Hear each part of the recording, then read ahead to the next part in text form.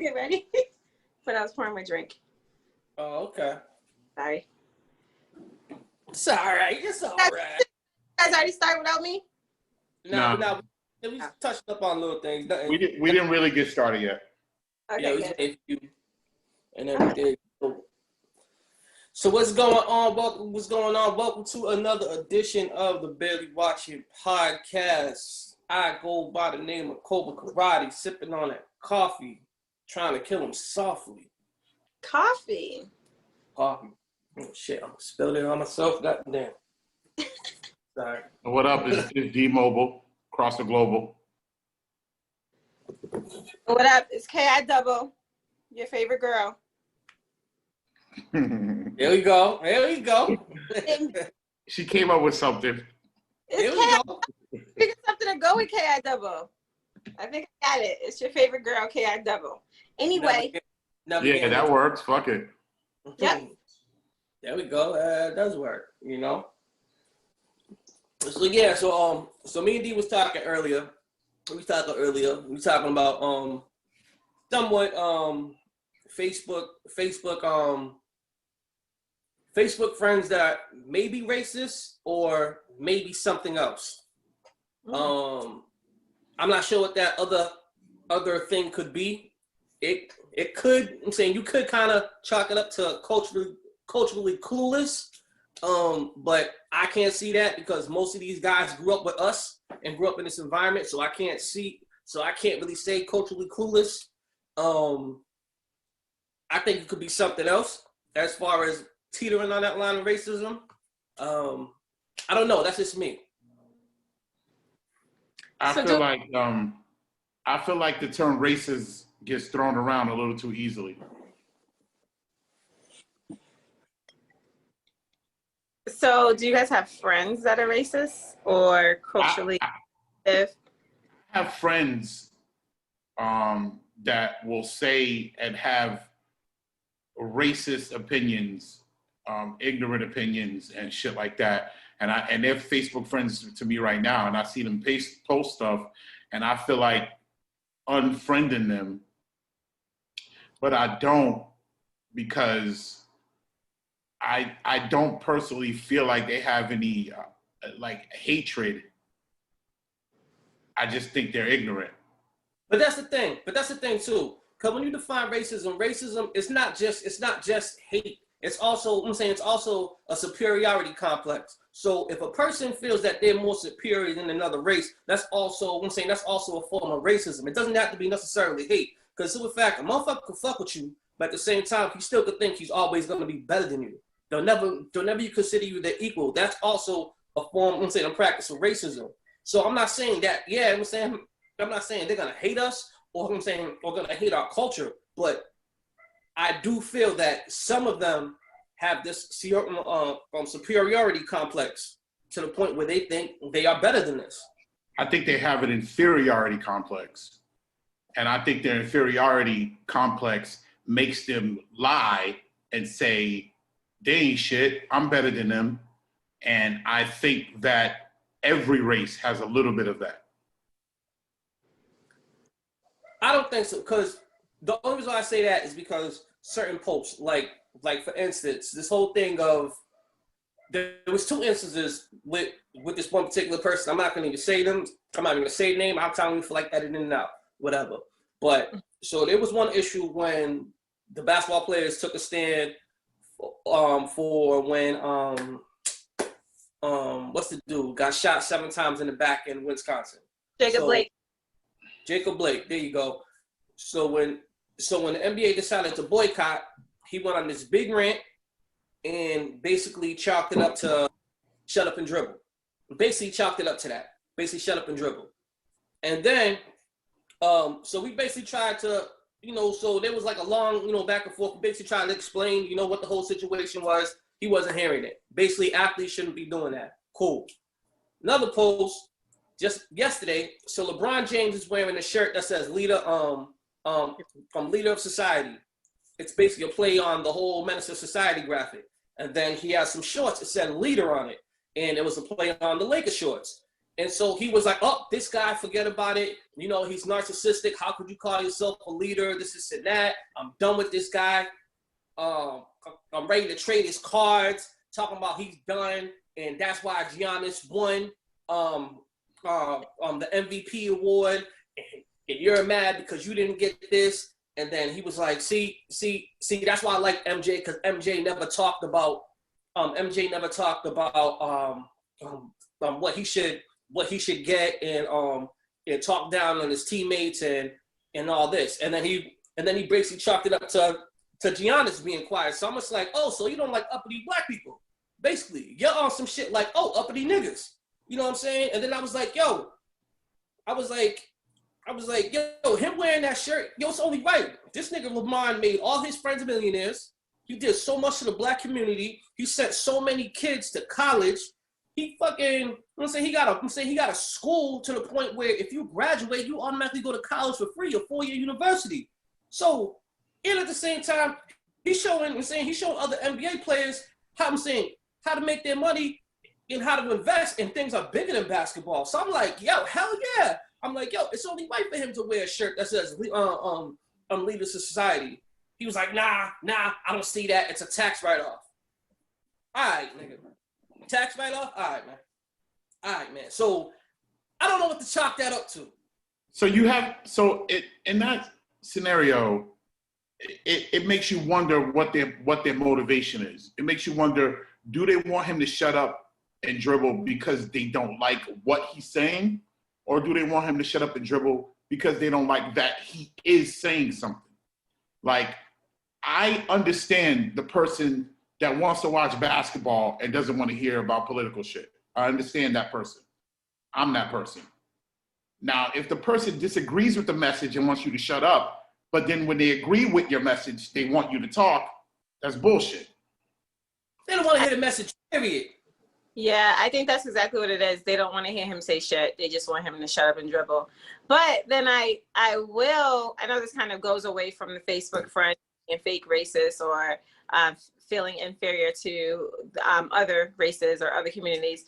But I will say kind of what DeMario is saying as far as like what his message is. So when he's speaking up against injustice, police brutality, any type of issue that affects the Black community, it's shut up and dribble. But with the recent 2 LA police officers being shot, the LA sheriff calls out LeBron like, well, why are you speaking? Or, you know, I think what he was saying is like, match my efforts. I think they're putting up like 100 million or 100,000 to whoever, if we can find someone who shot these officers. So LeBron match up and put up 100 or put up 110 with me, because I know you care about social injustice and social economic things that are going on in the world. So I think it's really more so shut up and dribble. We don't want to hear you say shit, but if you're going to speak, then speak for us and don't speak for your community or what you got going on.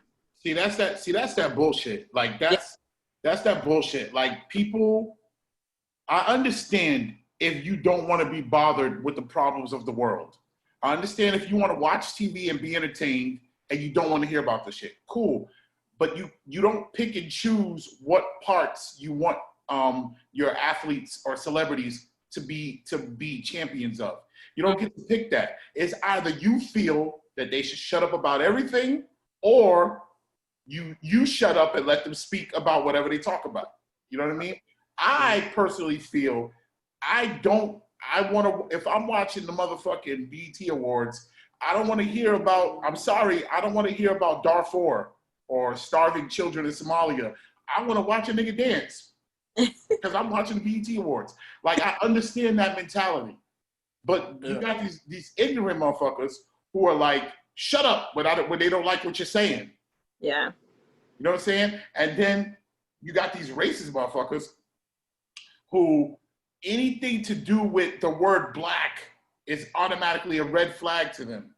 Red flag. They don't want to hear that shit. You know what I mean? And they don't even register it as racism.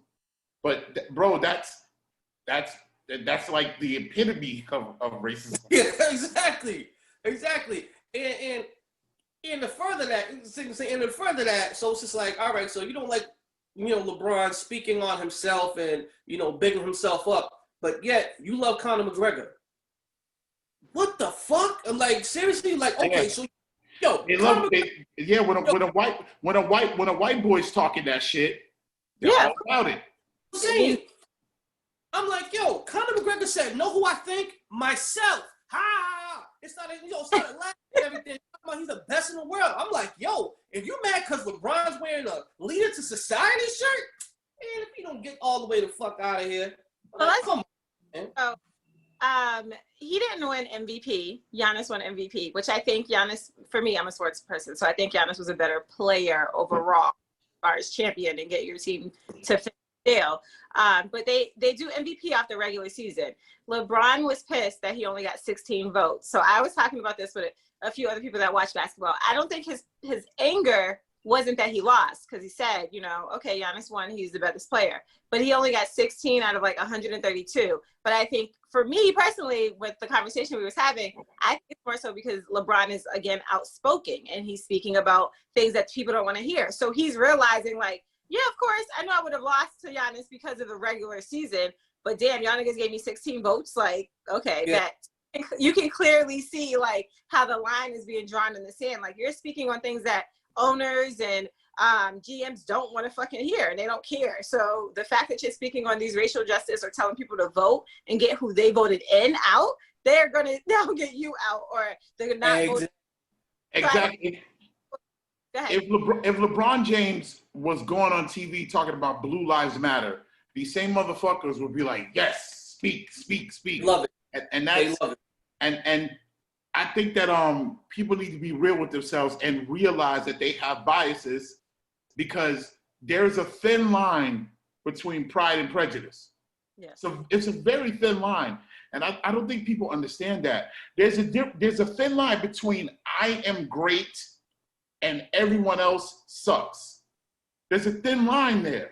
Mm-hmm. There's a thin line between black power, fuck every other color. There's a thin line, and people don't want to acknowledge that and just say what it is. Like, damn, I can big myself up without tearing somebody else down. Yeah. And LeBron does that all the time. He bigs himself up without tearing other people down. And just like when Sean was saying, he's like, yo, LeBron James only got 16 votes out of 132. Yeah, and he's been outspoken lately, on his injustice and saying his inequality run and everything like that. So it's like, yo, you get 16, LeBron James. Yo, let's keep it real. At the end of the day, for the past 10 years, I'm gonna say it. Yo, LeBron James probably was the MVP out of the last 10 years, whether you like it or not.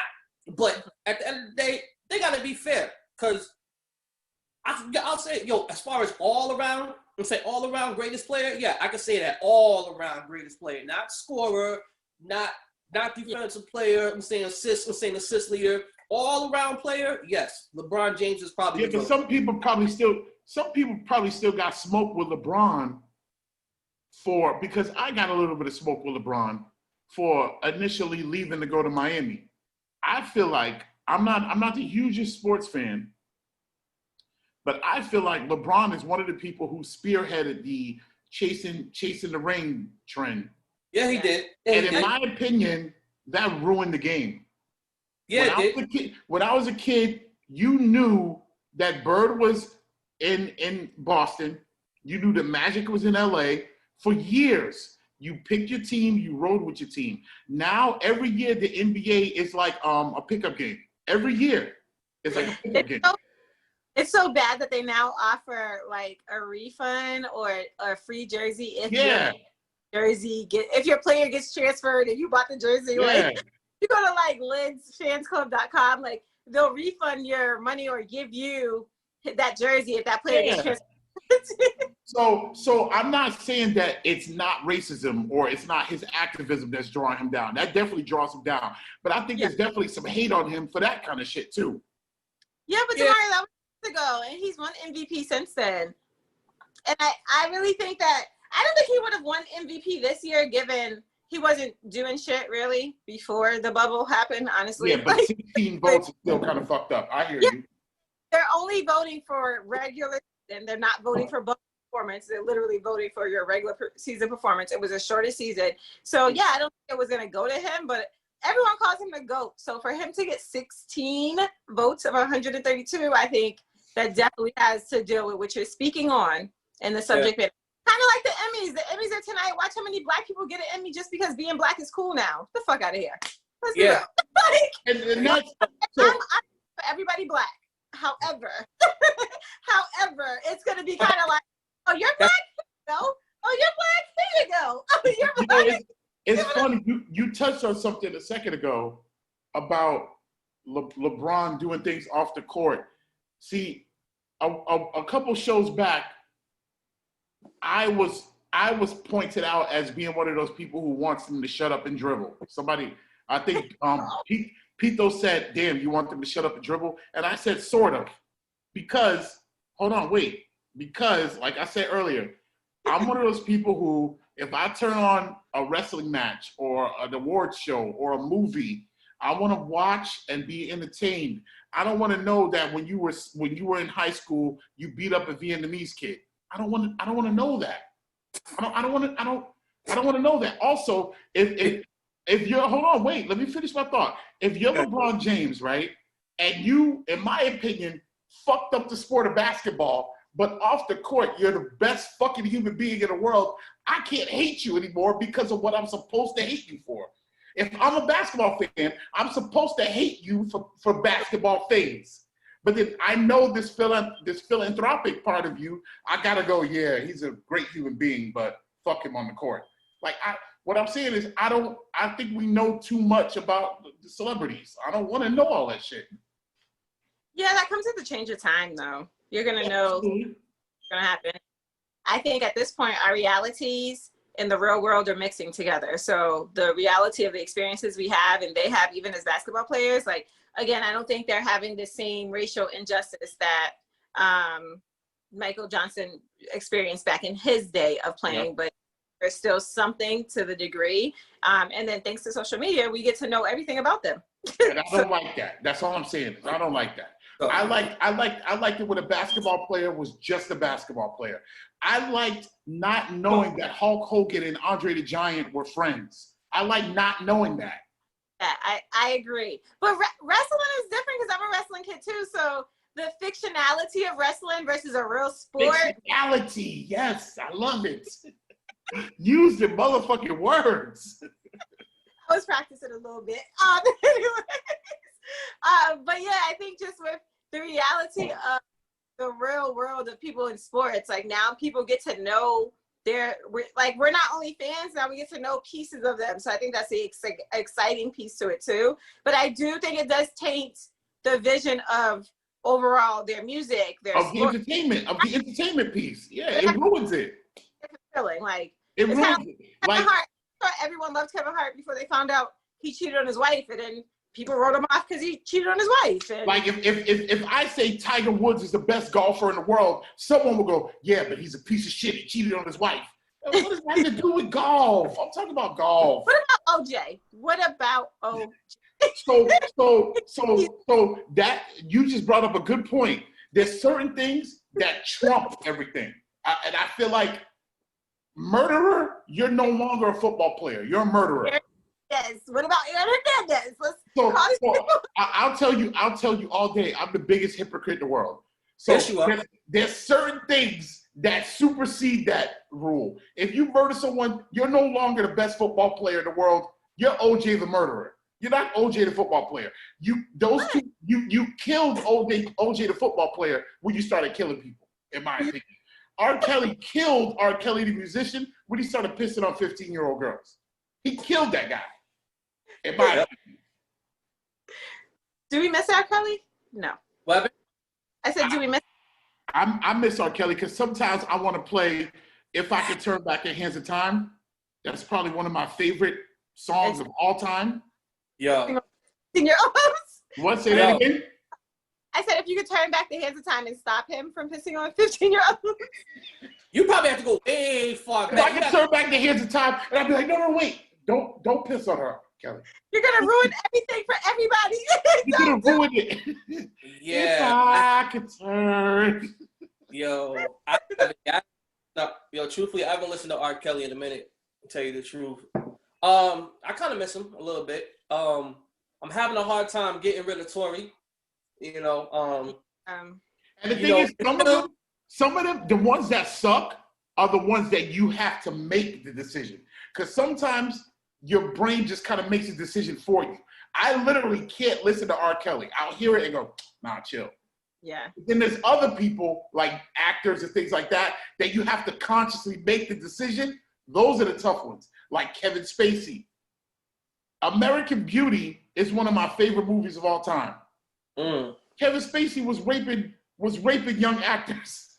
Touching little boy.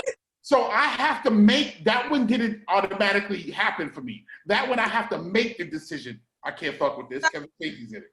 Those are the hard ones. R. Kelly automatically happened for me.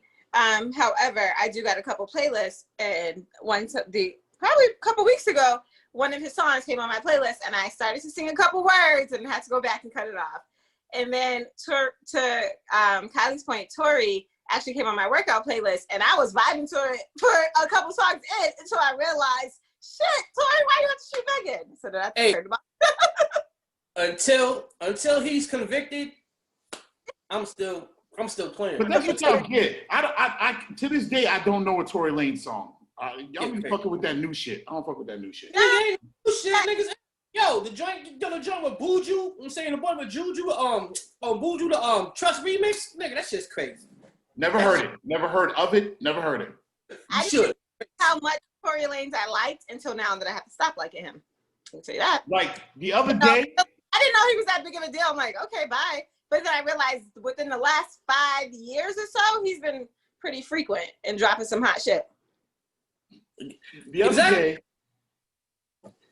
day, I was listening to the motherfucking. You remember that song that was on the Jason's Lyric soundtrack by the group? They called themselves Black Men United, and the song was called "You Will Know." You will know. Yes, and it had every popular male artist at the time on the song. It had Tevin Campbell. It had Gerald Levert. It had Raphael Sadiq. It had Tyrese. It had, Tevin Campbell. Yep. And it had motherfucking R. Kelly. What is it called? No. It's called, the song is called "You Will Know." The group was called Black Men United. Yeah, they did a performance at the Soul Train Awards. And goosebumps. It was amazing. Crazy. So I'm listening to that song and I'm like, damn, R. Kelly's in this. I can't listen to this. No. Yeah. Wait a minute. Okay? You could easily not sing R. Kelly's part. And then go to the next one. You know? You know what part he sings? When he goes, "Life ain't over." That's his part. Like, love easy. Yo, that song's, y'all can't believe it. Yo, they should. Yo, seriously, that song should be the new Black national anthem. Yeah, but that's a Black men song. That's kind of leaves out the women. Hey, we could be misogynistic a little bit. No, we can't. Not at all. Yes, we can. No. Just a little bit.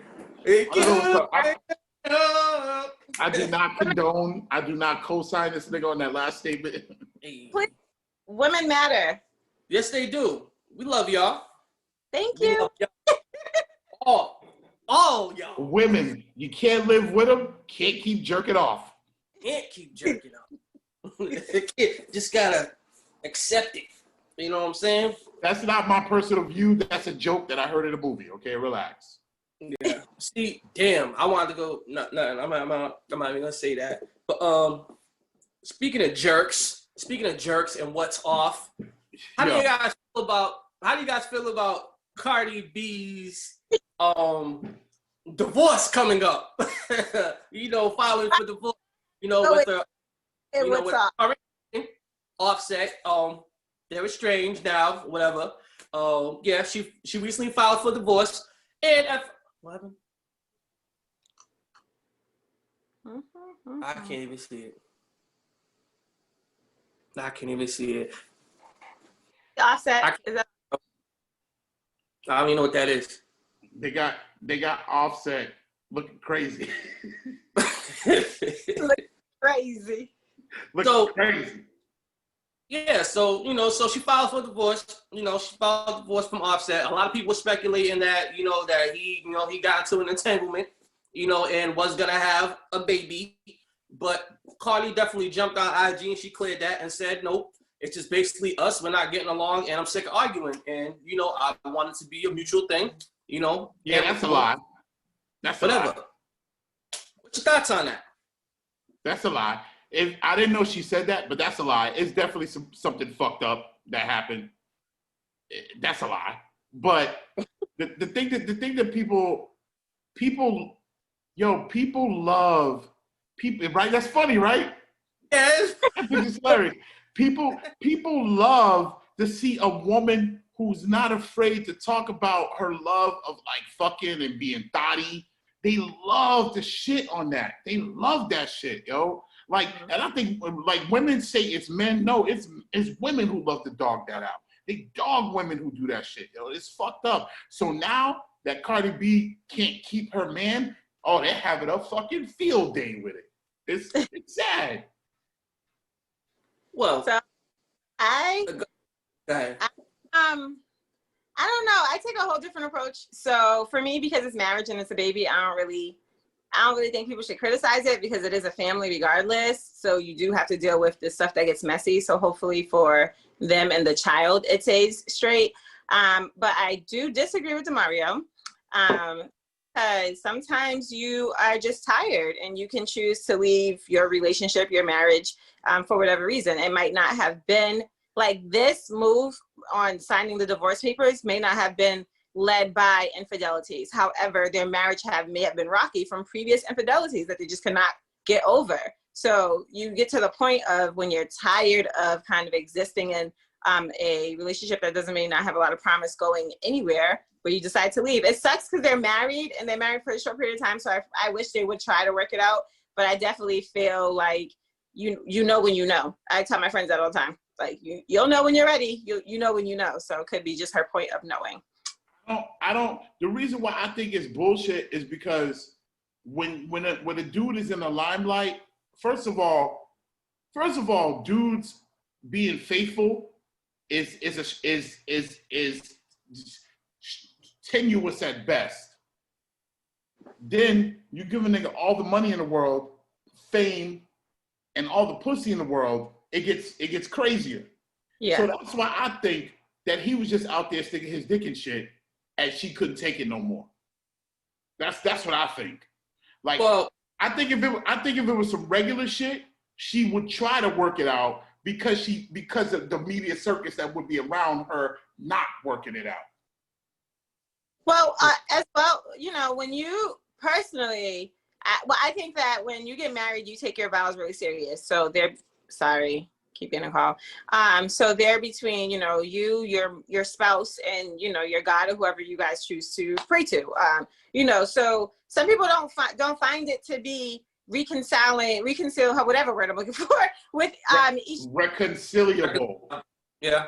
Yes, each time you choose to go out and be reckless, especially since we're married. So we're a married couple. So like you're saying, it could be events like that could have taken place that pushed her to finally get there. But if she's saying it from what I read, she says, she didn't have no tears. She hasn't cried since filing. Like, she's just ready to kind of stop waiting for some change. People get like that. You have to recognize that. People do get like that, but what I'm saying is I don't think that's this case because these are celebrities. So I think that in this case, I think it's some celebrity shit. I think she doesn't want the media circus and this nigga's out there fucking around. My thing is, yo, they're not even 30. I'm saying they're not even 30 yet, first of all. They're like, what? The oldest age between them was probably 26 maybe. They've been married for I don't know how old they are. You know what I'm saying? So you have two young people basically at the height of their careers with all this fame, all this money, everybody coming at them, all this everything coming at them, and basically saying now we wanna join and we want to get married. Of course, it's not gonna work. And at the same time, she's talking about she's tired of arguing. who knows what Offset's telling her? Who knows what they're arguing about? Maybe it's on some shit like, yo, you supposed to be my wife. Now you gotta wear this. I'm saying now you gotta wear that. You can't be like this. You can't be like that. He could have made him saying, he could have probably gave us some rules, whatever. You know, now, I'm saying, now you got a daughter. You can't be, you can't be in the street. You can't be making songs like this. Because what's our daughter gonna think? Who knows what they've been talking about? Because she's talking about arguing and everything like that. And at the same time, it's just like, who knows what she's thinking? She's probably like, yo, this dude's probably always gonna cheat on me and everything like that. Nothing's ever gonna change. All I keep on hearing is all these stories, the rumors and everything. There may be some truth to it. So you know what? Instead of even getting mad about it, let's just separate peacefully and continue with our careers. Because she's probably done with it, and he's probably done with it too. And at the same time, a lot of people say, as far as what the criticism goes and everything, you know how people are jumping and cheering, talking about how how she's getting divorced and everything like that. Cardi, a lot of people wanted this marriage to fail before it even started, because it was like, oh, Offset's not going to be faithful, Cardi's not going to be faithful. And sometimes people have this, sometimes people have this thing where they know that person, but there's that thing that saying where you basically say, sometimes you know what you was dealing with when you got that person. When you guys get married and start living together, all that shit changes. Because you may not know that person from a hole in the wall after you live with that person for 24, for 24 hours. So, I mean, there could be a lot of things going on, but I mean, I wish them both the best. That's their life. They rich, they're gonna be good. So they're gonna be good. Basically. I hope it's not messy for the baby, but I feel you. Wish them the best. Hope they can get through it. Yeah, I think it's or like you kind of touched on them being young, getting married, being in the industry. I wish they had more of a support from and again, there's not a lot of successful married couples in the industry, but just, someone able to help them get through that. But she was ready to divorce him from the first time he was cheating, before he went on his apology tour to interrupt every show to say, I'm sorry, please take me back. So I think that's bullshit too. Like people. I agree with Demario. There could be more, and they could be just respectfully trying to, at this point, to go and move the fuck on, just because they know how messy it got before. And of course, it's going to get messy. Divorce papers are public records, so anybody can see them and post them and share.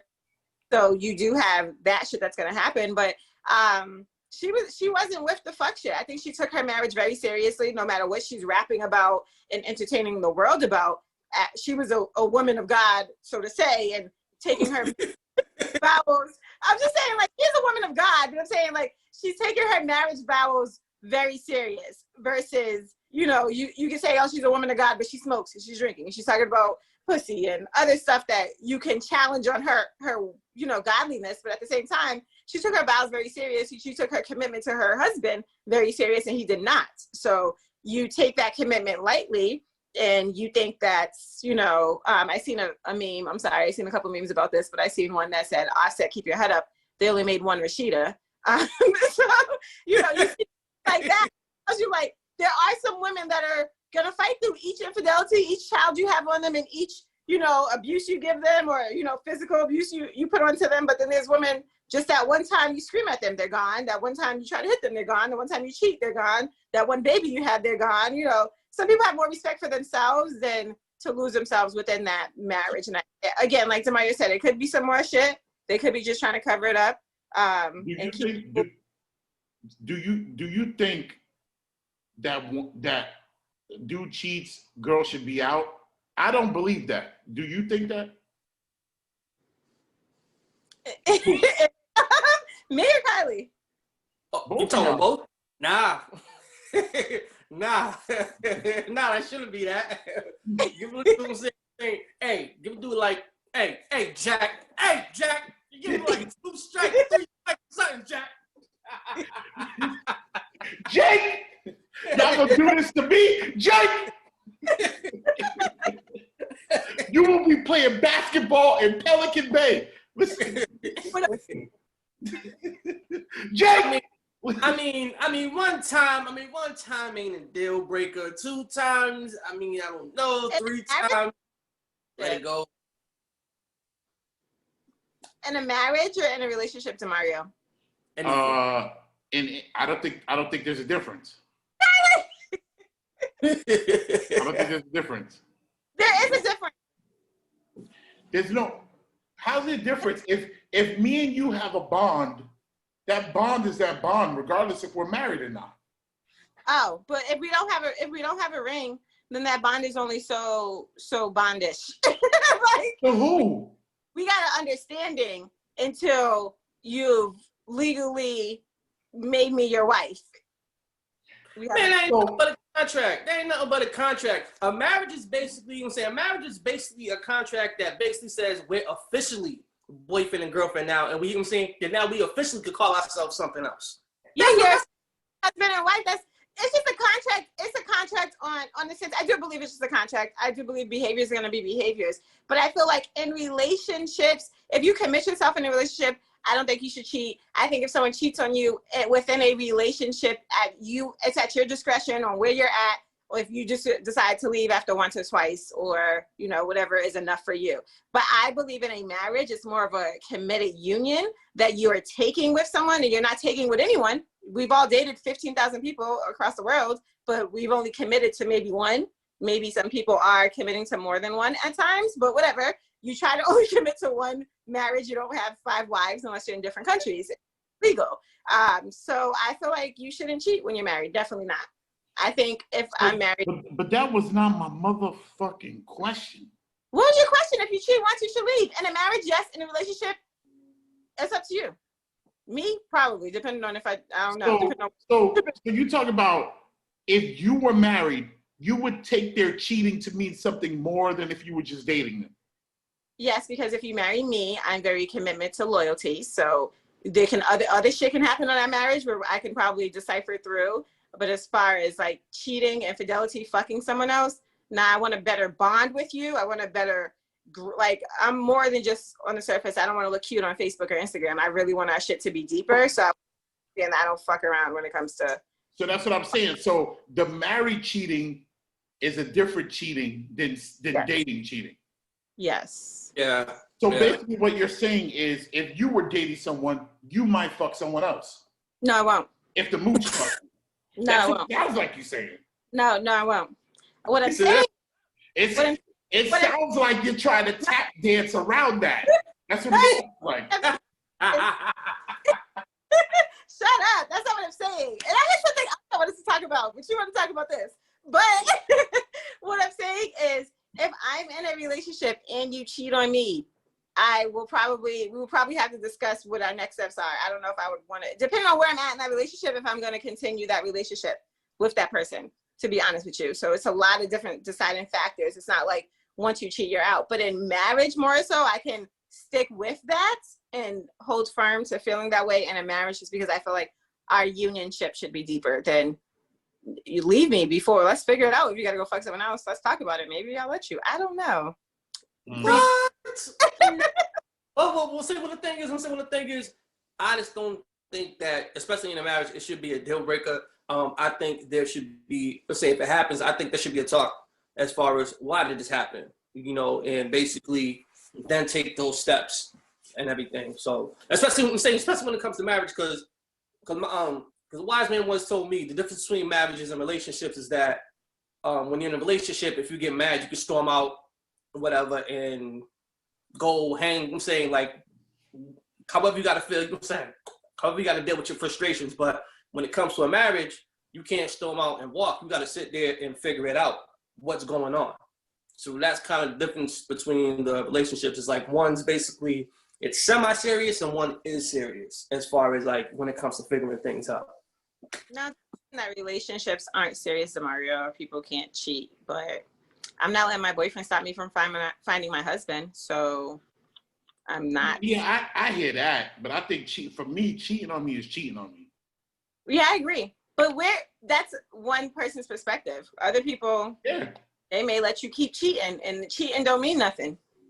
Yeah, so that's kind of what I was getting at. Like, just the idea is, does a cheater, in your mind, is a cheater always a cheater? That's kind of what I was asking. Like, if I cheat once, am I just a cheater or did I just fuck up? It's kind of what I was asking. Nah, you can just fuck up. Yeah, because my thing is like, yo, if a nigga smoke crack for like 20 years and after they stop smoking crack, I mean, are they still a crackhead? Yeah, if they smoked it for 20 years. I mean, but then they haven't smoked it for the last 2 years. NFL player, once you leave the NFL, you're. And you kind of jumped out the window. You kind of jumped out of the window with that 20 years shit. Just trying. Crack at 20 years threw me all the way off, but I feel you. I got you. Yeah, the 20 years fucked me up too. All right, 5. So this wasn't on the topics, right? But segueing off of Cardi B and Offset and their relationship, you guys might not be familiar with this person. I follow her. She is she has a cosmetics line. She's a Black woman. Her name is Supa. She owns Crayon Case cosmetics line. She's a millionaire. She became a millionaire in like 2016 or 17 just off of her online sales. Like, you've probably seen her. You've probably seen her in the shade room. Is that the one they was comparing Kylie Jenner to, basically talking about her transition, how she was basically self-made and Kylie Jenner was? That's the girl, right?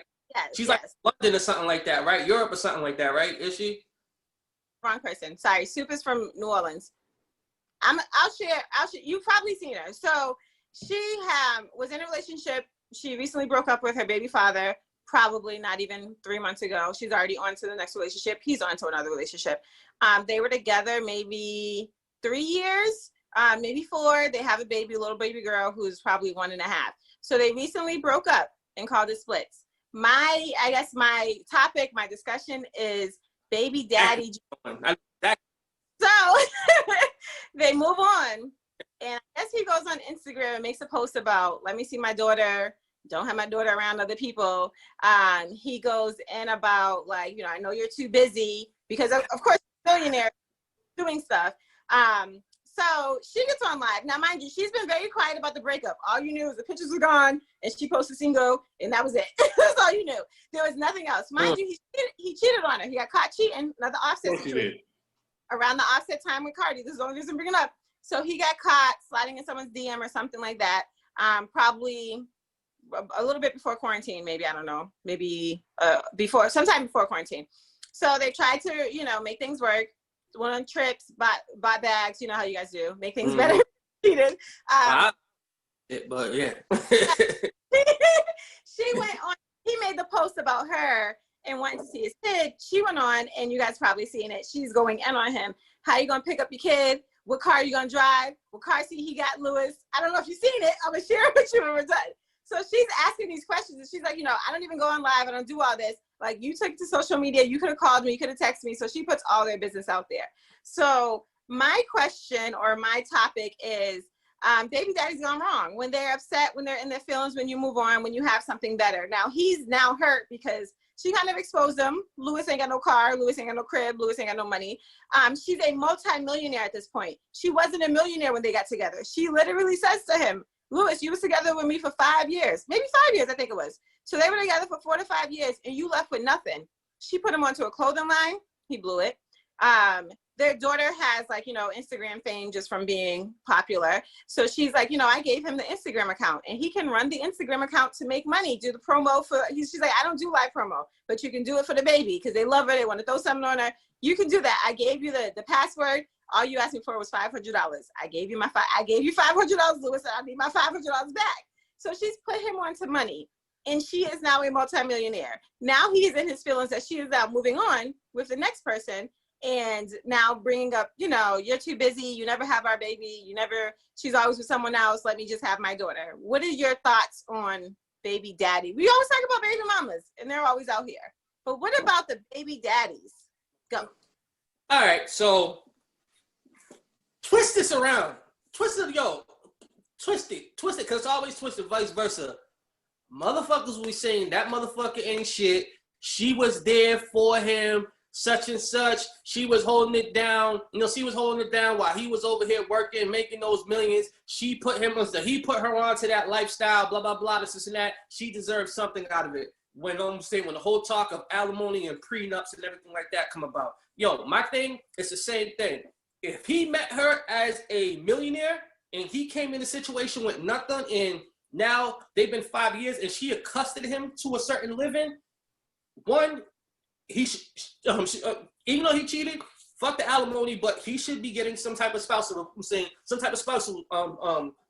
support. I think that, two, he's a fucking idiot because one, she's a millionaire. She put you on to so many different things, so many resources that all you had to do was just basically sit there and pay attention. But you was out here just collecting everything like that. You fucked up, yeah. But as far as for the whole thing, I don't know what the situation is as far as with the baby mama drama and everything like that, seeing the kid. Yeah, you shouldn't have did that publicly because now she over here put you out there, exposing you, talking about you don't got this, you don't got that, this and that. But my thing is, it's like, yo, the hypocrisy with women, because she's putting them out there talking shit, and I'm pretty sure on that post, oh, that nigga ain't shit, blah, blah, blah, this is that, broke ass nigga, blah, blah, blah. Oh, he was looking for a meal ticket. You turn that shit around. If a nigga goes out there talking about, you could have called me. You shouldn't have took to social media. Now, how you gonna do this when you got a car? Oh, that nigga's a piece of shit. How he gonna leave his baby mom out there like that? Because the man is supposed to provide in the world. You know what I'm saying? So it's just so that one, they're not married. Two, she wasn't a millionaire when they met. Like, she was on the grind. None of that would matter if it was a man and a woman. Well, they're not married, so you don't get spousal support unless you're married. I'm not giving you. But it would be a different narrative if that was a woman. She's given him money. She's given him money. She's given him businesses. Like, he had a clothing line or something. He's fucked up the money. And then even with her handing him, here is an Instagram account that you could get paid for nothing off this. You don't do shit but post a picture on this Instagram account, and you can make thousands a month off of this one account. Here you go. Nah, let me get $500.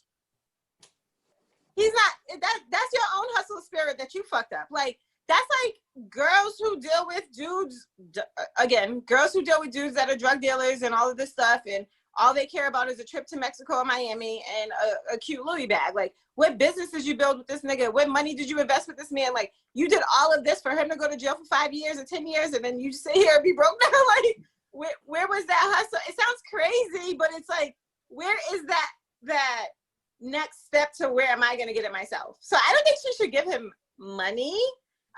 She did say she gave him a car. She gave him stuff so he could be on his own. Now, at this point, you're a grown-ass man and you're not her child, and you guys got one kid together. I agree that she don't owe him shit. All I'm saying is, I think it'd be a different conversation if he was a she. Yeah. I'm sorry. Big time. My thing is, yeah, she don't have to, and yeah, he's a grown man, he should be getting it, but who knows what that conversation was to the point where maybe he don't know how to get it like that. You know what I'm saying? Maybe he don't know how to get it like that. Maybe he's a regular ass working dude and everything like that. So maybe she put him on to certain things, and maybe all that was just overwhelming. I don't know. I'm saying maybe it was overwhelming and everything like. Hold on. But now it's just like, now it's like if you get him accustomed to that certain, that certain point, because not everybody's business savvy. Not everybody could turn 500 into 5,000, or I'm saying 500,000. Not everybody could do that. But my thing is now it's just like, okay, cool. If he wants to see his daughter and everything like that, and you got him accustomed to a certain lifestyle, maybe you need to give him a little starter package. I don't want to hear that accustomed to a certain lifestyle. Yeah. That's bullshit. It's true. That's dumb. That's not true. Just because something is legal doesn't make it right. That's legal, but that's not that term "custom to a certain lifestyle." That's bullshit. That's bullshit. No, it's not. Bullshit. It's not. Cause if I got $100 million, right? If I got $100 million, right? If I turn around and got $100 million tomorrow, and I say, hey, so you don't gotta work no more. Just take. I'm saying, just do. You have fun. This and that. Then all of a sudden we split or whatever, and now I'm like, go off on your own and venture out. It's like, you just left $100 million. Now you're talking about, go. I'm not saying that she has $100 million. I'm just making a comparison. Yeah. But it's like, you live in the mansion one day. Now it's just like, okay, all that mansion's gone. Go get your own. But it's like you didn't. You know what I'm saying? Like you kind of. Shit. Nah, it's not. If if you get $100 million and you tell Hasa, don't worry about it, you ain't gotta work. Hasa's not gonna go out here and be fucking 15 niggas. She's gonna be home taking care of house because she's living comfortably. Like you have to, again, you guys are married, so it's completely different. Like you're in a relationship with me. I got multi-millions of dollars. I'm trying to put you on because I want to see you be great too because you're my nigga. You fucked it up and didn't value what you had here. So now that's gone, sweetheart. I don't owe you shit. Like you should have done, but that's like having a job and you're making $1 million at your job and all you gotta do is get to work on time. But every day you're late. Yeah. Every day. So now I gotta let you go. Oh, should I give you now I have to hand you a check as I fire you. No, you didn't do your job here. I don't owe you no check. That whole wife gets divorced and says my husband kept me at a certain lifestyle I'm accustomed to, so I need to keep that lifestyle. I've always felt that that's just fucking bullshit. It's like my husband was a chef. We get divorced. He has to make sure I get chef quality food every night. That's stupid. That's dumb. It's a hard motherfucking adjustment. Cause think about this. Hold on. Sit back like this. In elementary school, nigga, we all know Friday was pizza day. All right? We knew Friday was pizza day. Yep. Nigga, let me come in Friday and there's motherfucking hot dogs. I'm gonna be pissed. And like, yes, but are you entitled to motherfucking pizza? Nigga, you got me entitled to pizza, cause for the last half year. Get the fuck out of here. You know what I'm saying? Yo, you saying you got me accustomed to pizza on Fridays. So when I go get my mouth ready, you know what I'm saying, get my mouth out water for fucking pizza, you gonna give me motherfucking hot dog. I'm gonna be pissed as shit. Get the fuck out of here. You will be. You got me accustomed to the shit. And on a personal morality level, you got a right to be pissed, but do you have a legal right to motherfucking pizza? No, in my opinion. No, but you gotta hear my mouth about some shit. Sure, but a court of law shouldn't say, "Hey, y'all got to get that boy pizza." Hey, listen, Jack. Don't let it be deep dish, Jack. Okay. Yo, speaking of that, I don't even know why I'm on that. It's like I heard an old black person curse somebody out and then call him Jack. Yo, I think that's just the most hilarious shit ever. When a motherfucker curse you out, especially an old black person curse you out and they call you Jack. Hey, Jack, listen, Jack. It's like, yo, why Jack? Why can't it be John? Why ain't gotta be Jack? Hey, Jack, listen, Jack. It's like, listen, Jack. You know what I'm saying? I'm saying, hey, you better get back, Jack. You know what I'm saying? Yo, hey, I saw him something. Yo, I'm good with these. You know what I'm saying? Hey, Jack, he can't handle these, Jack. You know what I'm saying? So I was like, come on, man. But yeah, I mean, he should have, you know what I'm saying? He should have been taking notes. You know, he was in a privileged, he was in a privileged position. He basically had all the resources.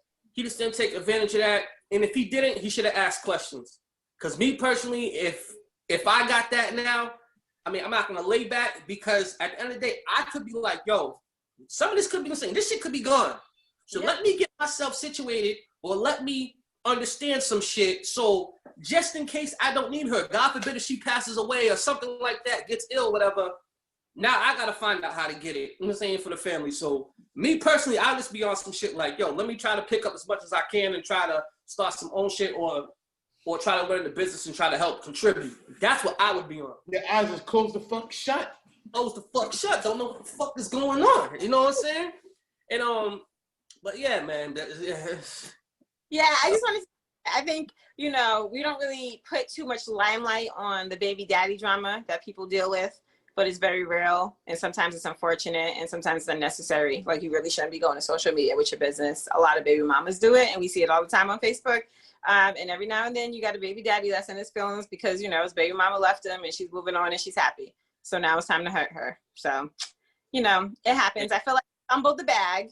He fumbled it twice because he got away with cheating once. So he should have came back with a better deal. Most chicks understand. Most females that are in a relationship with someone, they can benefit off as far as like learning, money, anything of that sort. If they're allowing cheating, they're getting something on the other end. For her, like her being the breadwinner, her taking care of the family and the kids and him.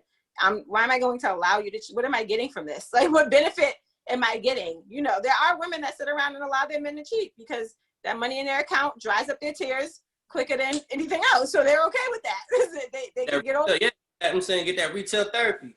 And at the same time, it's a little easier for women to navigate in that area because once you get into the pretty girl club, you know, and once you get into that exclusive club and this certain group of millionaires, it's easy to, all right, this nigga ain't doing whatever, he cheating on me, whatever, I can jump to the next one. Eventually that does get tired and eventually you look silly out here, but yeah, some women, you know, they profit off of their looks. You know, this. She gets like her men are from the city. They're not even like, you know, these are regular ass 9-to-5 ass niggas that she's just a normal hood person who made it. But she's not, you know, she's not extra. I'll share this stuff with you. So it's basically funny. She like charity. She like taking care of niggas. She's saying she charity worker. Taking care of She like taking care of niggas because Lou was the only nigga that she had for like the last 4 or 5 years that everybody knew of. Prior to that, she hustled on her own. So I don't know. I don't know what this person does or what this person brings to the table. I don't think she requires you, kind of how I think B. Simone said she only dates millionaires or entrepreneurs, only date entrepreneurs or whatever that was over the summer. I don't think Super's not that superficial. I don't think she probably writes you off, but I think she's more like she likes her nigga. She likes her.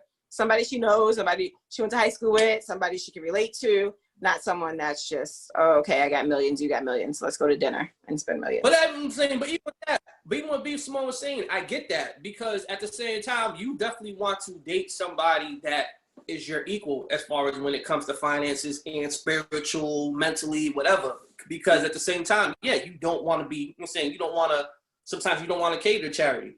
And sometimes you want to be like, yo, jump on the fly, but like, I want to go to Jamaica tomorrow. And this motherfucker talking about, well, you know, I get paid, you know, saying, yo, let me think about that next week. You know, so I get that, you know, finding someone that's your equal. I get that. I'm not even mad at that. What is B. Simone? I forgot what the hell she does. I don't even know what she does. Median? Wildin' Out? That's all I got. I want to say she was on the Martin Lawrence tour.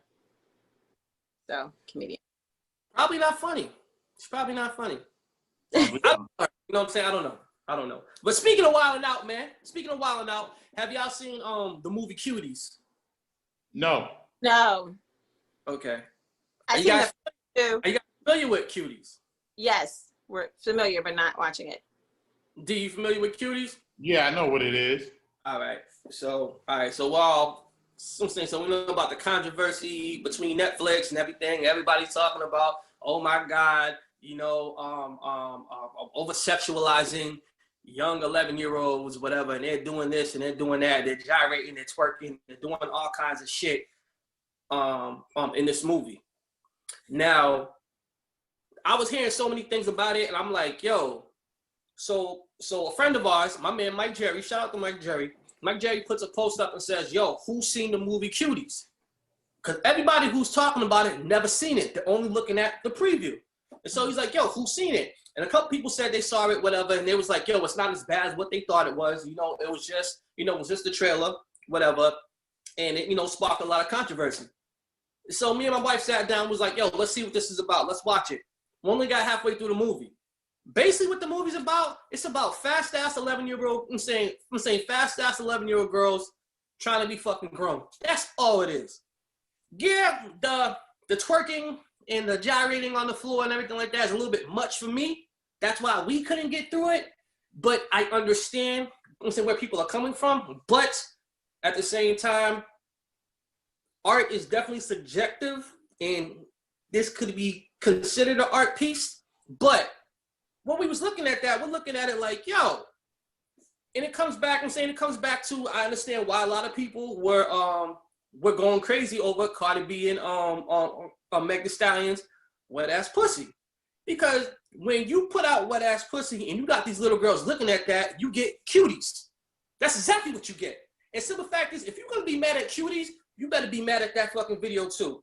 Because if you watch this movie, you'll be like, yo, I understand. Because what I'm saying, these girls, when they were getting their dance moves from, were videos like wet ass pussy. And in the mind of a fast ass 11-year-old girl, hormones was raging, looking at boys, oh my God, he's cute, this and that. I mean, there's a certain thing, I'm saying, there were certain things in the movie, I was like, damn, I kind of understand what these girls are going through, because I remember being 11-year-old, being 11-year-old and seeing these 11-year-old girls act like that. Not as far as, not as advanced because of the times, but I get it. And the thing is, it's like, yo, the movie Kids, way worse. Way worse. Way worse.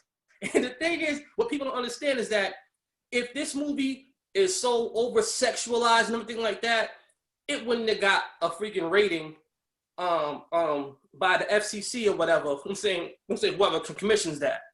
So I get it. It's not for me because I couldn't finish it. I'm saying me and my wife, we couldn't finish it, but I get it.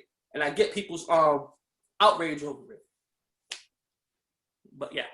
Yeah, I don't know what your question was.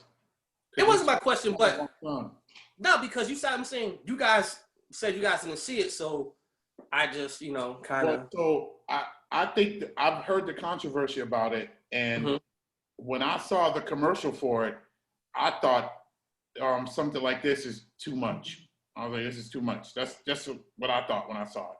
I was like, not only is it upsetting for a normal motherfucker that I consider myself to be, I think that fucking it fans the flames for dirty motherfuckers out there. Dirty, sick motherfuckers. So I don't think something like that needs to exist. And I also, to touch on what you said about the WAP song, I don't think you can blame that song like that. Like, I feel like, yeah, stuff like that exists and does influence kids, but at the end of the day, it's the people around the kids' responsibility to influence them in the right way. And that was another thing, right? So basically the main character in the movie, her family, it's based in, I believe the movie's based in France. So the main character, her family is, they're devout Muslims. They're practicing devout Muslims. Very, you know what I'm saying? So, astaghfirullah, you know what I'm saying? Very, very, very devout. Like, basically, men are here, women are here. And basically, their family believes in polygamy because the father is getting married to another woman. So, he has another wife. So, basically, that are almost the little girl, she's going to an all-girl mosque. You know what I'm saying? Where her mother and her grandmother, they're talking about, this is how you got to, this is how a woman looks. So we're trying to prepare you for womanhood as far as under this, under our religion of what a woman's supposed to be. So you got this girl, with this mother looking at, her daughter thinking she's doing the right thing because she's getting good grades in school or whatever and everything like that. But at the same time, that outside influence comes from friends. You see a girl, you see a girl dressed a certain way, she's dancing a certain way, and you're like, damn, something about that is appealing to me. And so let me sneak out and let me do all this other stuff. And sometimes parents don't have that necessarily that able eye to always watch over that kid, because you always feel that kid's going to be doing the right thing, not knowing that another outside influence is doing that, putting them onto this, putting them onto that, because you're worried about your other kids. And at the same time, like your oldest daughter is helping you out, in the house. So you don't even think that she's even going to be thinking that, especially with our religion. But in all actuality, she's getting put onto all this stuff, all these videos and everything like that, and she wants to be like this. So I can understand how that, how that can happen. And the whole thing is, well, if you just raise your kids and watch your kids, maybe they won't be into that.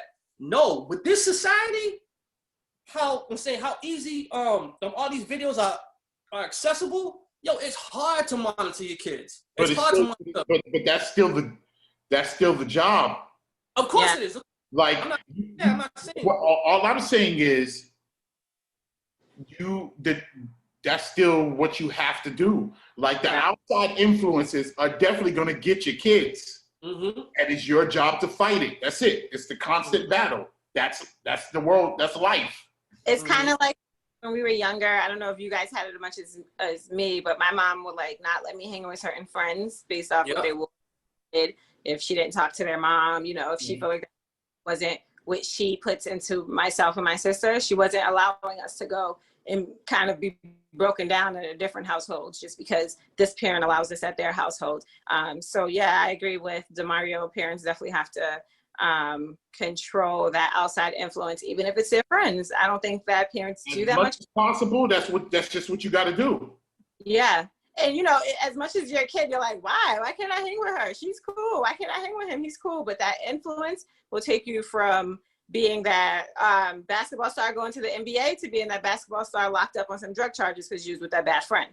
Yeah. So you got to control those influences. And it's very unfortunate. Like she's in a good family. It sounds like she's in a good family. She's doing what she's supposed to be doing. But on the flip side, during school, after school, during these cheerleader practices or dance practices, she's doing stuff she has zero business doing. Yeah, you definitely got to control that as a parent, and that comes on that side. I didn't see cuties because of the backlash about, you know, it being inappropriate and girls gyrating all over the dance floor. Yeah. When we worked for a certain youth program, yep, and you were in charge of the girls. Yep. What was the one thing I said to you every day when you would do the rehearsals with them? You remember? No twerking. No gyrating, no twerking was one of them. No, it was keep them off the pole. Oh, keep them off the pole, yeah.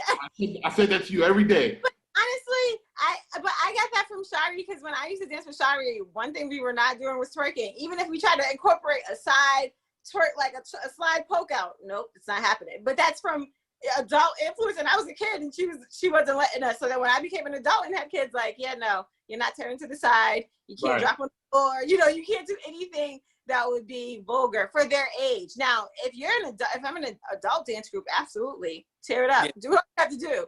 But just there's levels to this shit, like Meek Mill, literally there's levels to, like, you can do that at certain ages, certain steps in your career, certain performances where it's clean, where it's artistic, and it's not, you know, vulgar. It's literally, okay, we can look at this and see it.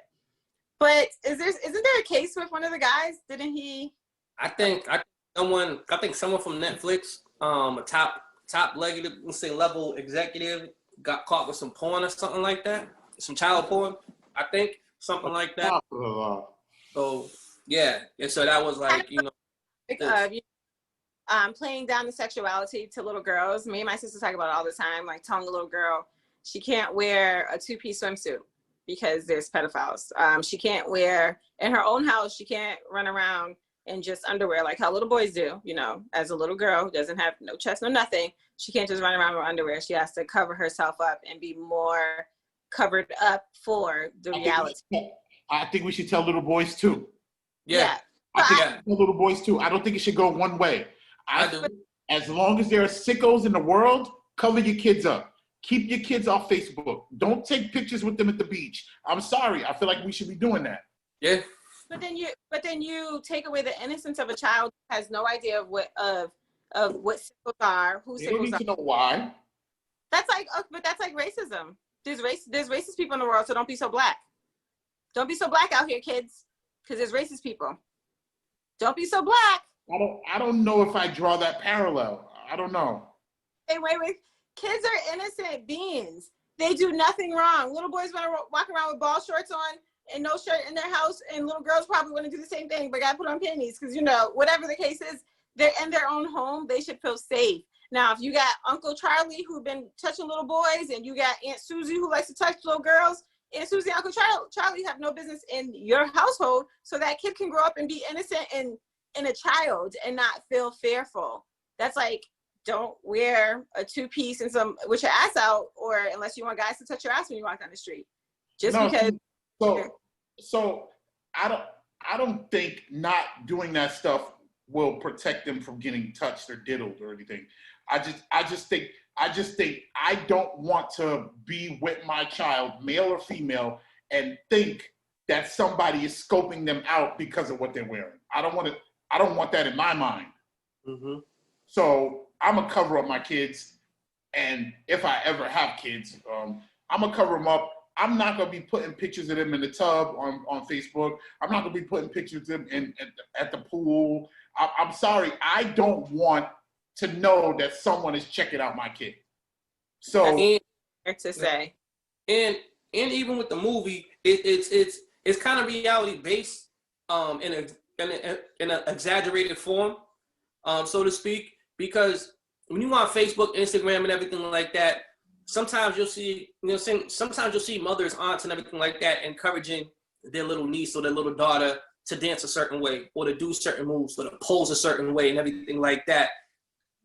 Cuties is kind of touching on that a little bit, and it shows how some of that behavior can stem from all that, as with that influence. And sometimes when you have them pose like this, when you have them dress like this or dance a certain way, that's an influence, and some things they'll pick up on, and then when they hear certain things, oh, auntie such and such, lets me dance, lets me dance like this, lets me do like that. But then it's just like, when you watch this movie, you're gonna get mad at it, and you're gonna condemn it. Not saying that anybody I know who does that, but I'm just saying it's what I see.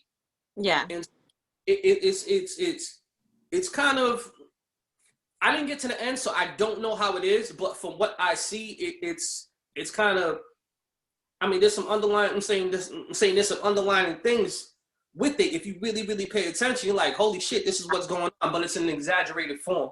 And it's enough to start a conversation like how we're doing and how everybody else is doing. I see people talking about, oh, I'm fucking canceling Netflix. I'm doing this. Nigga, I ain't canceling Netflix over that. Know what I'm gonna do? Scroll right past the shit. Go to the Punisher. Cancel for. Exactly.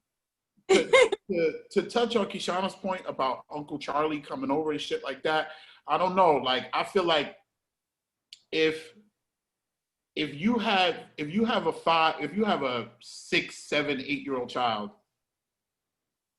you in the world, not even the world that we live in the world since the beginning of time, you do not know everybody the way you think you know everybody. You don't. And there are people that are in your circle that could be sickos. You don't know, right? So I feel like when company come over, put some clothes on, period. Whether it's a child, woman, man, anything. Company come over, put some clothes on. Of course. Because just for I don't want people checking like the whole gray sweatpants shit. Yo, as corny as it sounds, I don't like the idea of my dick swinging and people looking at it. It feels weird. Feels weird. I put my hands in my pocket. I'm gonna say I put my hands in my pockets when I wear those. I wore those to work one day. Son, never again. I don't like that idea. And yo, on some real shit, I've had it happen to me where I'm talking to someone and I'm like, hey, like, I feel weird. Like, so I feel like man, woman, and child, you got a certain degree of covering up that should happen just for the awkward of people checking you out too much. I agree with the cover it up for the awkwardness. Agree with people coming in your crib, so cover it up. I just like, there's an extreme where people like, I won't let my little girl wear a 2-piece. It's hot. I've been in Texas all fucking summer. It's hot as fuck. If I take my niece to the pool or the beach and she wants to put on a 2-piece, you can put on a 2-piece. Shit, listen, it's I'm saying, this is Texas. It's hot all year round. You just gonna have some saying you're just gonna have to deal with that.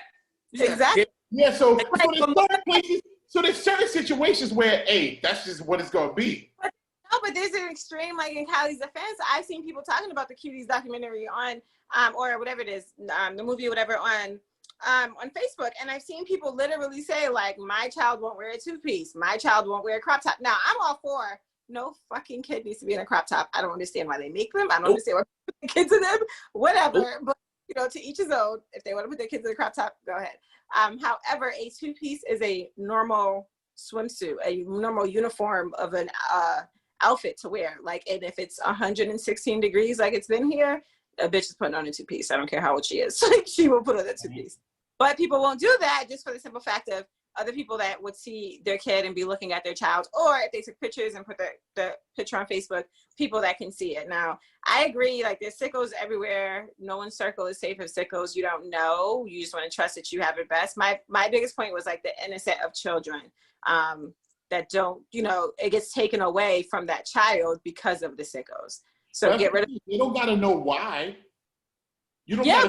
gotta cover. Nah, they should know why. They should know why, especially at that. Because so the kids can live normal lives. Like a kid, a little, when you're trying to explain to a 4-year-old that she got to put on a shirt, but her brother don't got on no shirt, she don't understand why she can't put. Why can't I eat my spaghetti with no shirt like he's eating his spaghetti with no shirt?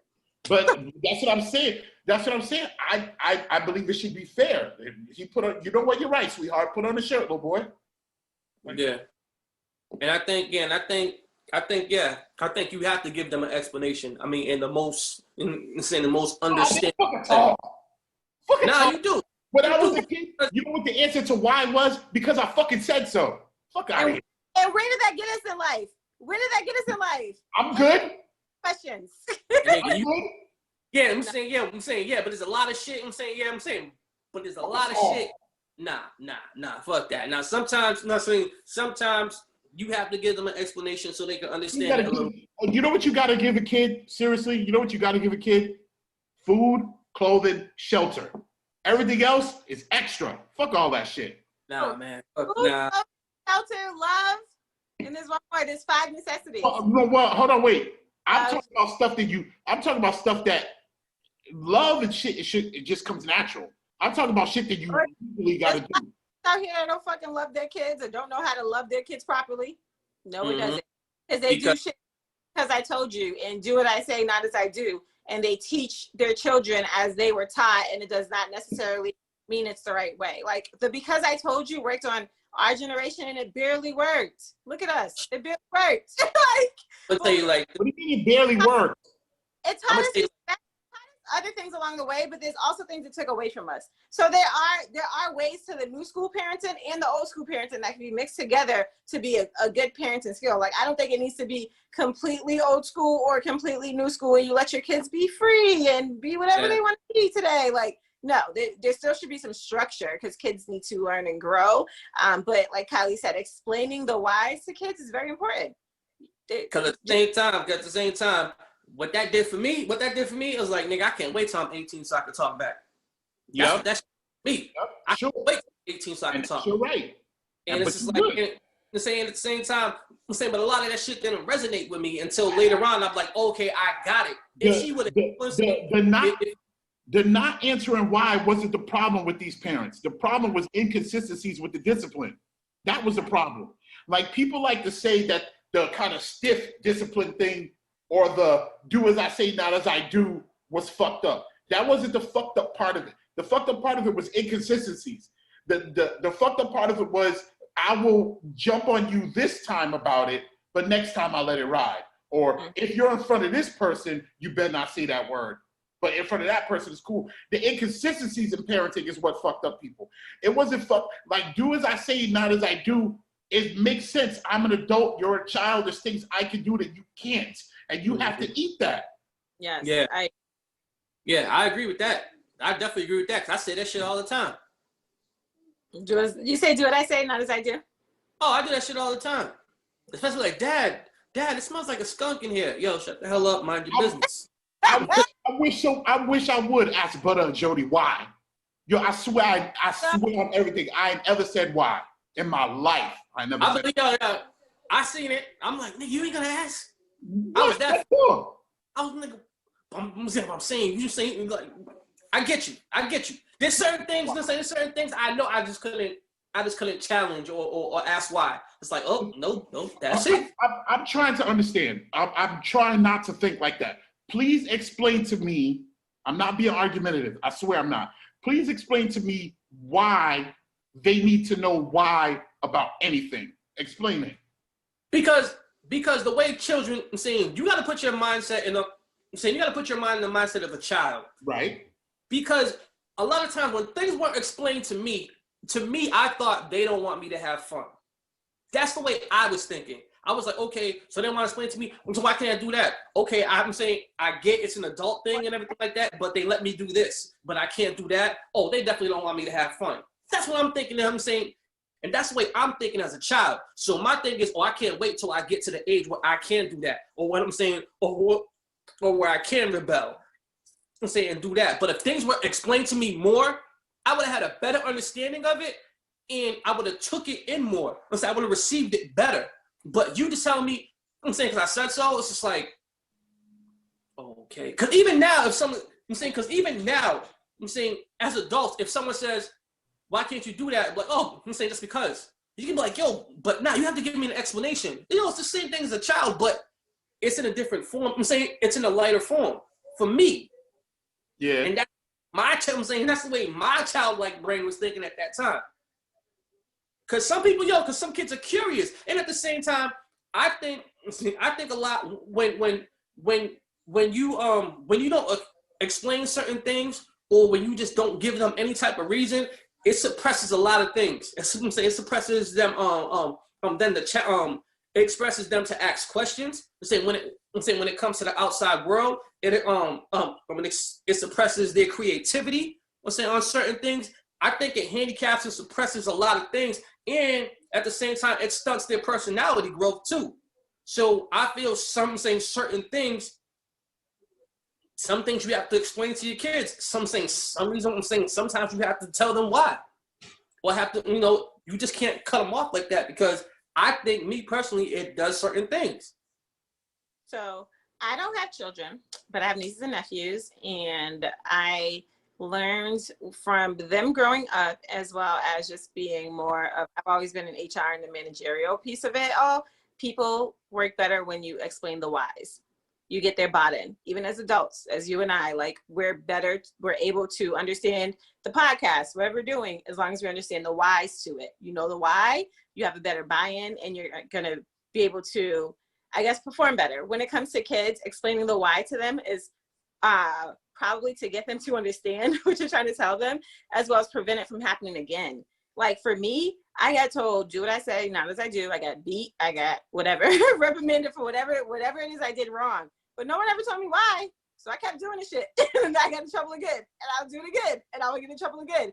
But the punishment was, okay, you're not going out of the house this weekend. Okay, you can't go to Skylight on Saturday. Okay, you can't do this. But I may have done that same behavior again. I may have acted out, rolled my eyes, sucked my teeth, whatever the case is that I did to get me in trouble that day, it might happen again. But understanding why you shouldn't do this, why it's inappropriate, why it's disrespectful, it should stop you from doing it again. And if you don't do it, if you continue to do it as a child, then you're making that choice, because I've spoken to you and I've explained to you the why.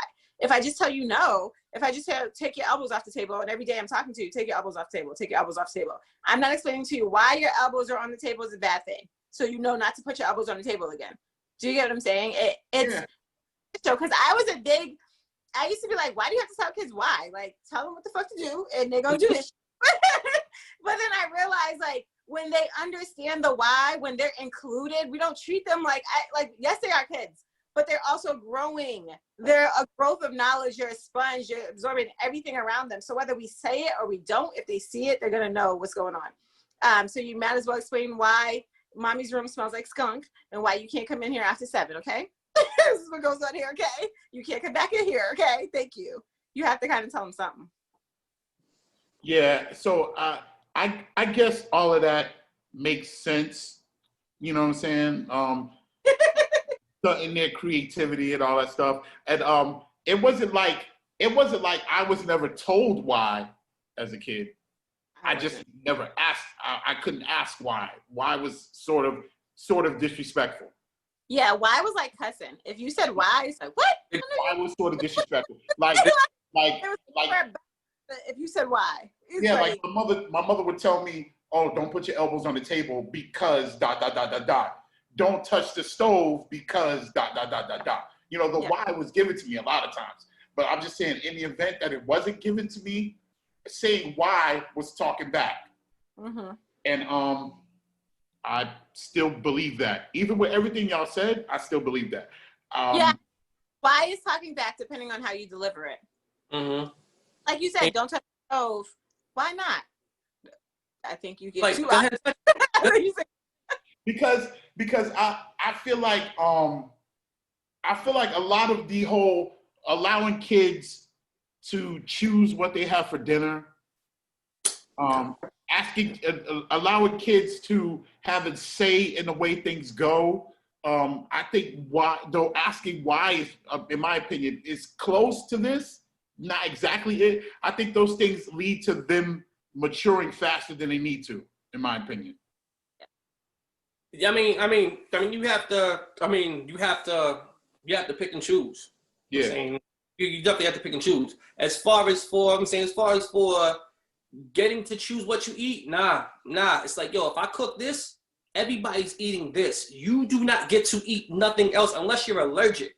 Other than that, yo, if you don't choose to eat this, bro, you might go. You might go to bed hungry because you're not getting. You're saying you're not getting. What you ain't gonna do like that. But what you're gonna eat is this motherfucking spaghetti. Yes, that's what you're gonna do. Get some bread, get some butter, put that on there, make them make a spaghetti sandwich. Other than that, no. It's like, yo, I'm saying you're not gonna pick and choose. You're not. So Hayes is not in there cooking 3 different meals? No, she's not. No, she's Puerto Rican, but she ain't that Puerto Rican. Okay. because Puerto Rican moms treat the boys like they are that nigga. Yes. That don't fly in this house. And they treat the daughters like they are that bitch that stole their boyfriend. Because one, I grew up in an African household. So simple fact, I bring them around my African elders. Holy shit. What the hell? I just called this boy. He answered me with, what? Are you serious? You know what I'm saying? That's not happening. Did you say what? When you were kidding, you say what, right? You know what I'm saying? Like, nah. I couldn't say what. I couldn't say what. Even something. Depending upon her mood, would be like, Depending upon her mood, will get you a negative reaction. Yo, in my house. It gets me a negative reaction because I'll be like, yo, I call my son, you know what I'm saying, my middle one, I'm like, Jakai, what you mean, nothing. Get your ass over here. What you mean, You know what I'm saying? So it's like, yo, that does kind of piss me off a little bit. Maybe it's the African in me. I don't know. You know what I'm saying? But yo, it's I mean, you gotta find a style what's good with you and what works in your household. It's like, bruh, like I'm out here all day working to take care of you. Not only that, I have the added stress of every time you walk out of my sight, what could happen to you? As a parent, I'm not a parent, but I understand that. Especially with the COVID shit, I understand that I don't understand, but I get it. The stress of if my child isn't in my sight, I walk around all day with, is my child all right? If I'm going through all that, the least you can do is shut the fuck up when I tell you to do something. That's the least you can do. But that also goes with explaining certain things, because simple fact is they may not know what you're going.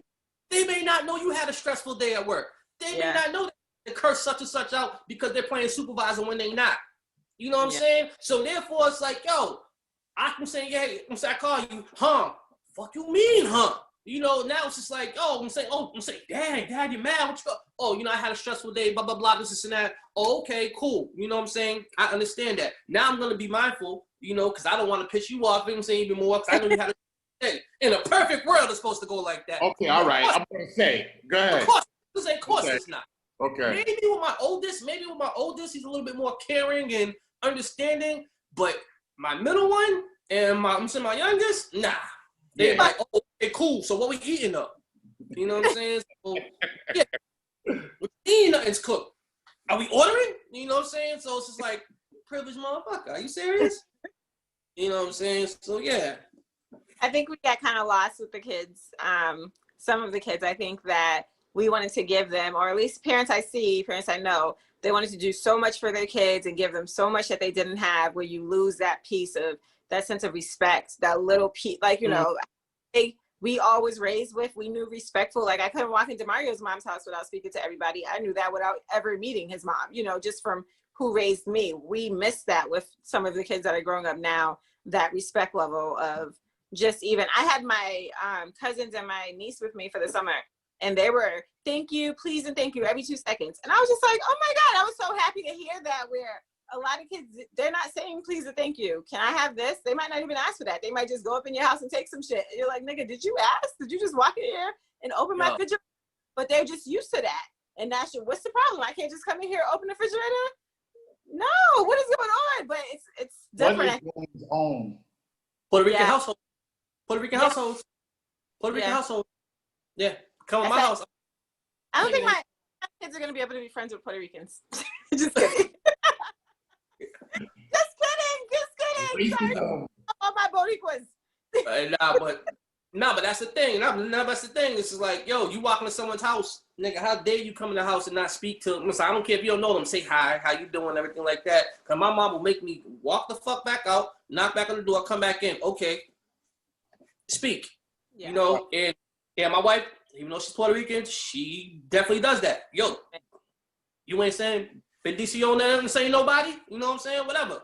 You know, but I think that's enough. You know, we covered everything. Did we cover everything? On our ass.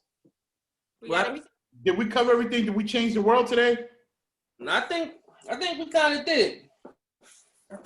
did. You know, we kind of had a nice uplifting, social experience pod today. Wow. But yeah, so I go by the name of Cobra Karate. Finish this coffee. Okay. And it's D-Mobile. Across the global.